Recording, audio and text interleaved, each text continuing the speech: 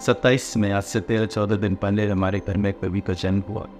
जन्म के समय हमने पाया कि बेबी का काफ़ी सारे कॉम्प्लिकेशंस थे, जॉन्डिस था, बुखार था और एक सबसे बड़ी गंभीर समस्या जो थी बेबी के साथ वो थी स्पाइनल बाइफिडा। स्पाइनल बाइफिडा का समस्या बहुत ही गंभीर था, क्योंकि हमें समझ में नहीं आ रहा था कि कहाँ पे इस चीज़ का इलाज कराऊँ।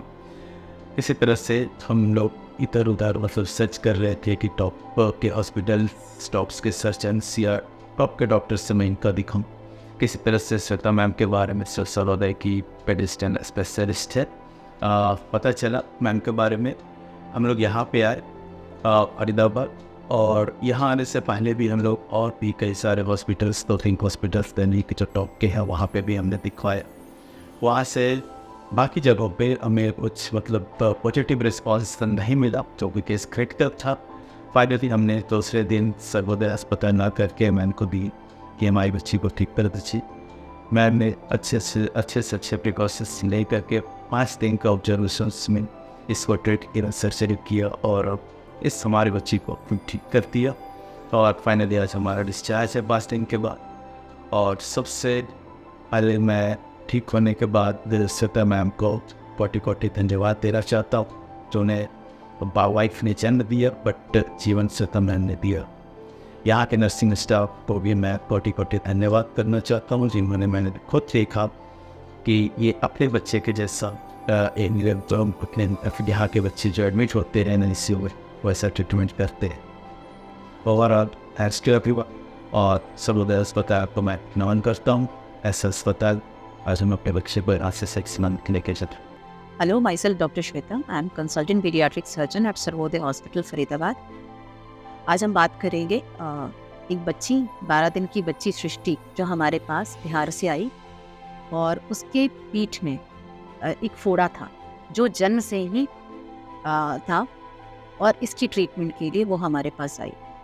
इसे हम क्लिनिकल कंडीशन में स्पाइना बाइफिडा कहते हैं, और ये एक फोड़ा होता है जो रीढ़ की हड्डियों से अराइज होता है, क्योंकि रीढ़ की हड्डी जन्म के समय ही पूरी तरह बन नहीं पाती है और उसमें गैप होता है, और उस गैप से जो रीढ़ के अंदर की हड्डी के अंदर की नसें होती है, स्पाइनल कॉर्ड के कंटेंट्स होते हैं जो इस फोड़े में आते हैं, और साथ में ब्रेन के अंदर भी पानी भरने की संभावना होती है।